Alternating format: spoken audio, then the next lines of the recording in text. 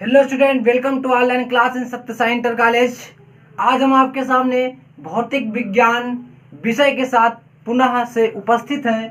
तो अभी तक जो है हम लोगों ने पढ़ लिया है कि एक समान विद्युत क्षेत्र में द्विध्रुव पर बल आघूर्ण, यहाँ तक पढ़ चुके हैं। उसके बाद आज का जो हमारा टॉपिक होगा सतत आवेश वितरण। क्या होगा बच्चा? सतत आवेश वितरण। ठीक, तो अब बात आती है यहां से सतत आवेश वितरण क्या होता है। सतत आवेश पहले चैप्टर पे ही है अभी हम लोग। ये आज कौन सा जो है लेक्चर नंबर 12 है और इस पहले चैप्टर का पार्ट नंबर भी 12 ही है। मैं उम्मीद करता हूं आप लोग अच्छे से पढ़ाई कर रहे होंगे। ठीक है, चलिए आगे हम आज के टॉपिक को स्टार्ट करते हैं। तो आज का टॉपिक हमारा है सतत आवेश वितरण। अब ये सतत आवेश वितरण क्या होता है कि जहां पर जो आवेश है ना वो एक समान रूप से वितरित होता रहे, अर्थात कहीं पर जो है छूटा हुआ ना हो। जैसे मान लीजिए ये मेरा है तो यहाँ पर प्रत्येक में जो है ये प्लस का है तो प्लस का आवेश ये पूरे रूप में वितरित हुआ हो। ठीक, मतलब एक समान रूप से पूरे पृष्ठ पर, ठीक है, वितरित हुआ हो। तो वहां पर क्या होता है? वहां पर होता है सतत आवेश वितरण। अर्थात इसको यदि हम परिभाषा के रूप में लिखना चाहे तो होगा यदि किसी वस्तु पर दिया गया आवेश, यदि किसी वस्तु पर दिया गया आवेश, तो क्या होता है यदि किसी वस्तु पर दिया गया आवेश उस पर एक समान रूप से वितरित हो तो उसे क्या कहते हैं? हम सतत आवेश वितरण कहते हैं। अब बात आती है सतत आवेश वितरण के प्रकार की कि सतत आवेश वितरण कितने प्रकार के होते हैं। तो बच्चा सतत आवेश वितरण जो होता है ये जो है 3 प्रकार के होते हैं। कितने प्रकार के बच्चा? 3 प्रकार के होते हैं। पहला जो होता है रेखीय आवेश वितरण, रेखीय आवेश वितरण है ना। पहला जो हमारा होता है कौन सा? रेखीय आवेश वितरण।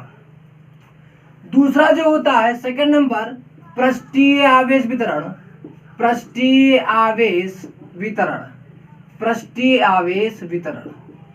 और जो मेरा तीसरा होता है बच्चा वो होता है आयतन आवेश वितरण। कौन सा?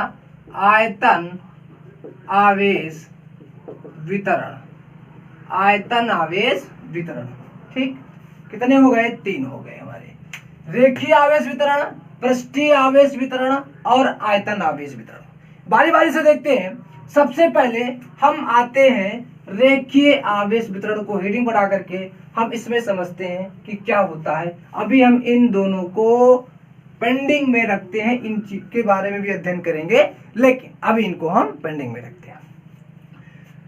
तो पहला जो होता है रेखीय आवेश वितरण। रेखीय आवेश वितरण क्या है कि जब आवेश का वितरण किसी रेखा में एक समान, किसी रेखा के अनुदिश एक समान होता है, एक समान रूप से वितरित होता है। यहां पर है कि किसी वस्तु पर दिया गया आवेश उस पर एक समान रूप से वितरित होता है।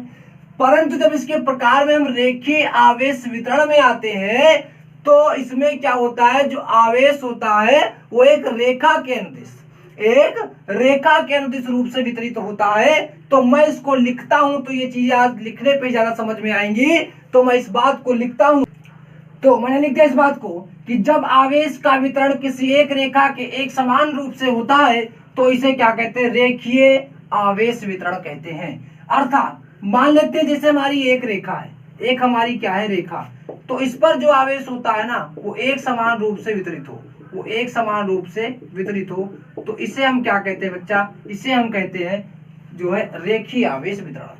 बात समझ में आ गई कि रेखीय आवेश वितरण क्या होता है? जब आवेश का वितरण किसी रेखा के एक समान रूप से होता है तो इसे हम रेखीय आवेश वितरण कहते हैं। बात यहां आती है निकल करके अब कि आवेश वितरण के साथ, रेखीय आवेश वितरण के साथ साथ हम यहां पर एक चीज पढ़ते हैं, रेखीय आवेश घनत्व। तो रेखीय आवेश घनत्व क्या होता है कि रेखीय आवेश वितरण के प्रति एकांक लंबाई पर आवेश की मात्रा को रेखीय आवेश घनत्व कहते हैं। नहीं समझ में आया? फिर से समझिए।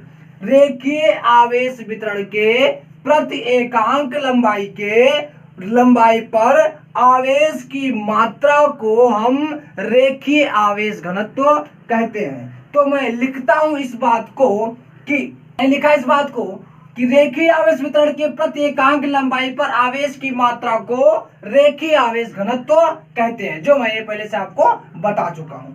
अब हम मानते हैं कि यदि रेखीय आवेश वितरण के सूक्ष्म अवयव खंड, मैं यहां पर एक छोटा सा भाग लेता हूं, छोटा सा भाग कोई ले लेता हूं डीएल, कोई छोटा सा भाग ले लेता हूं डीएल, और इस डीएल पर जो है ये देखो एल मतलब ये पूरी लंबाई तो एल हो गई मान के चलिए, लेकिन जो डीएल का मतलब क्या होता है, एक अल्पांश भाग, डी का मतलब हो जाता है आज अल्पांश भाग, न्यूनतम भाग। तो मैं एक छोटा सा भाग ले लेता हूं, यहां से डीएल हो जाएगा। तो मानता हूं मैं इस डीएल पर जो आवेश है ना वो न्यूनतम आवेश छोटा सबसे बिल्कुल हम अल्प मानते हैं, तो वो हमारा कितना है, डीक्यू है। तो मैं लिखता हूं यदि डीएल पर आवेश dq हो तो हम क्या लिखेंगे, देखो यदि रेखीय आवेश वितरण के सूक्ष्म अवयव खंड dl पर आवेश dq हो तो यहां से जो हमारा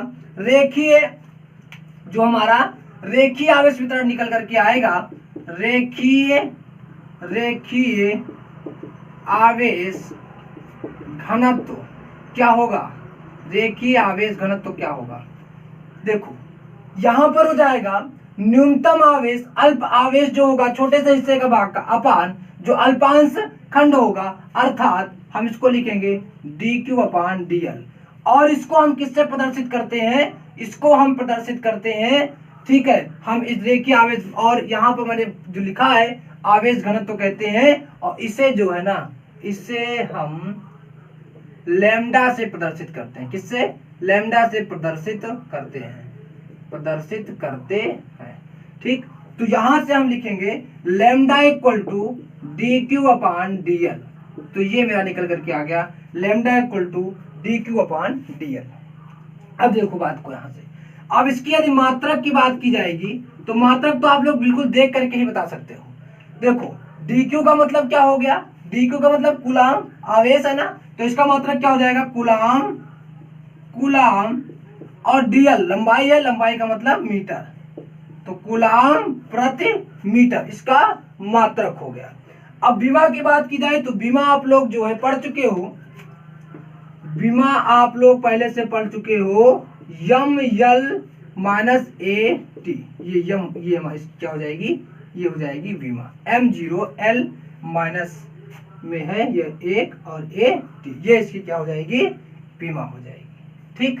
तो ये मेरा हो गया रेखीय आवेश वितरण, और रेखीय आवेश वितरण में हमने क्या पढ़ लिया, रेखीय आवेश घनत्व पढ़ लिया, ठीक है, रेखीय आवेश घनत्व हमने यहां से पढ़ लिया, ठीक, बात समझ में आ गई। और रेखीय आवेश घनत्व क्या हो गया, dq अपान dl, और इसको लैम्डा से लिखते हैं, lambda equal to dq upon dl, मात्रक क्या आ गया, कूलाम प्रति मीटर, और बीमा क्या आ गई, m0 l minus 1 a t, ठीक। अब आगे बढ़ते हैं सेकेंड टॉपिक जो हमारा है पृष्ठीय आवेश वितरण। हम चलते हैं पृष्ठीय आवेश वितरण पे, दूसरे प्रकार पे, पृष्ठीय आवेश वितरण सेकंड जो मेरा होगा, दूसरा पृष्ठीय आवेश वितरण। अब पृष्ठीय आवेश वितरण क्या होगा, बताइए भाई।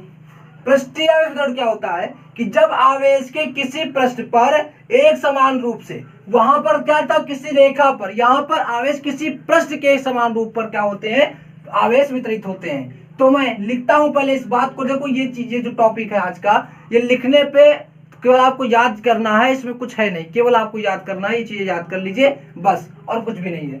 तो पृष्ठीय आवेश वितरण में लिखता हूं यहां पर, जब पृष्ठीय आवेश वितरण कहते हैं, पृष्ठीय आवेश वितरण कहते हैं, ठीक। तो पृष्ठीय आवेश वितरण हो गया यहां से। अब इसी में हम पृष्ठीय आवेश घनत्व भी देख लेते हैं क्या है, पृष्ठीय आवेश घनत्व। तो क्या होगा, पृष्ठीय आवेश वितरण के, देखो मैं लिखते हुए चलता हूं तब समझाता हूं, पृष्ठीय आवेश वितरण के प्रति एकांक घनत्व कहते हैं, पृष्ठीय आवेश घनत्व कहते हैं। तो देखो जैसे मान लीजिए कोई पृष्ठ है, ये कोई क्या है, पृष्ठ है, और इस पर एक समान आवेश वितरित हो रहे हैं। इस पर क्या बच्चा, एक समान आवेश जो है वो वितरित हो रहे हैं। ठीक, तो इसका हम क्या करते हैं, एक छोटा सा हिस्सा, वही चीज एक छोटा सा हिस्सा लेते हैं, छोटा सा क्षेत्रफल ले लेते हैं, और उस क्षेत्रफल का हम क्या ले लेते हैं, इसका जो क्षेत्रफल होगा वो डीए होगा। मान लेते हैं कि इस पर जो छोटा सा हिस्सा है वो डीए है, और इस पर जो आवेश है, अल्प आवेश है, वो डी क्यू है। तो यहां से निकल करके क्या आएगा, डीए जो है ये क्या है, एक उसका अल्पांश क्षेत्रफल है, अल्पांश क्षेत्रफल है, और डी क्यू क्या है, यहां से ये उसका अल्पांश, जो अल्पांश हिस्सा है उस पर आवेश है। तो मैं यहां पे लिखूंगा इसको कि यदि पृष्ठीय आवेश वितरण के सूक्ष्म अवयव, यदि पृष्ठीय आवेश, तो लिखा मैंने यदि पृष्ठीय आवेश वितरण के सूक्ष्म अवयव डीए पर आवेश डीक्यू हो, तो यहां से जो पृष्ठीय आवेश घनत्व निकल करके आएगा, पृष्ठीय आवेश घनत्व निकल करके आएगा, वो क्या आएगा बच्चा, वो हमारा आ जाएगा, यहां से देखिए कि D Q upon D A, D Q upon D A. D Q क्या होगा, उसका जो अल्पांश भाग का जो आवेश है वो हो गया, और डी ए क्या हो गया, उसका अल्पांश क्षेत्रफल हो गया। ठीक है, तो इसको हम लिखते हैं, यहां पर मैं इसको लिख देता हूं, इसे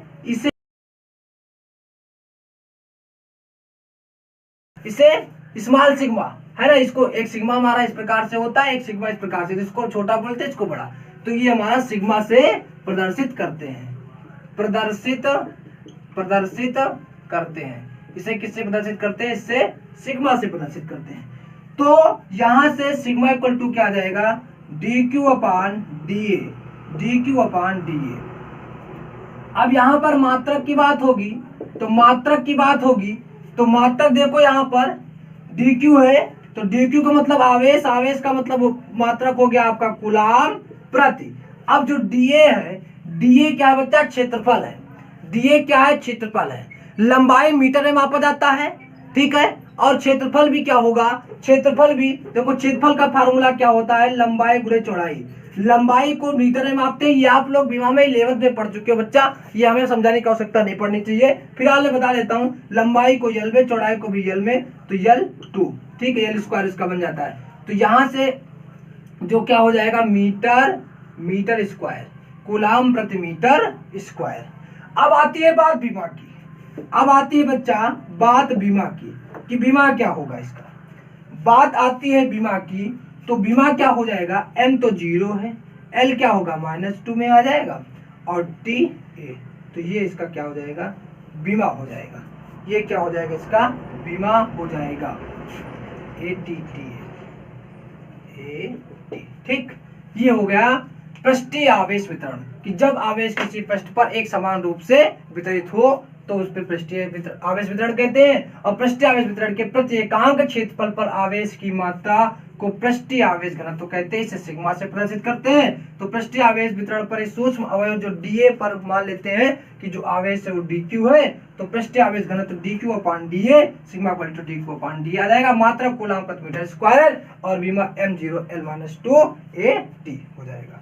बात समझ में आ गई, आगे बढ़ूं, चलिए तीसरे टॉपिक पे चलते हैं, आयतन आवेश घनत्व, आयतन आवेश वितरण पे चलते हैं।